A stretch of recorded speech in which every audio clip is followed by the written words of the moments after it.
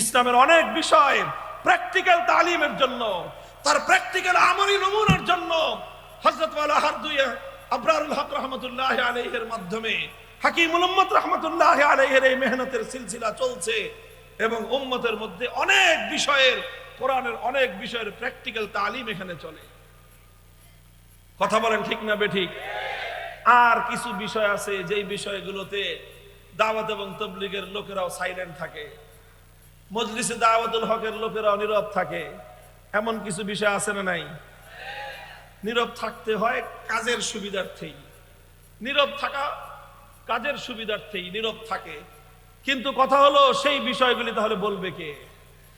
এমন কিছু বিধান আছে, বিশেষ করে ইসলামের যে বিধানগুলোর সাথে সমাজের সম্পর্ক, যেই বিষয়গুলোর সাথে রাষ্ট্রের সম্পর্ক, যেই বিষয়গুলোর সাথে প্রশাসনের সম্পর্ক, যেই বিষয়গুলোর সাথে আদালতের সম্পর্ক, যেই বিষয়গুলোর সাথে বিচার ব্যবস্থার সম্পর্ক, সেই বিষয়ে দাওয়াত এবং তাবলীগেও আলোচনা হয় না, সেই বিষয়ে মজলিসে দাওয়াতুল হকেও আলোচনা হয় না। সেই বিষয়গুলোর কোরআনে পাকের প্র্যাকটিক্যাল নমুনা বাস্তবায়ন করার জন্য উলামায়ে উম্মত ইসলামী রাজনীতি করে, ইসলামী রাজনীতি করে।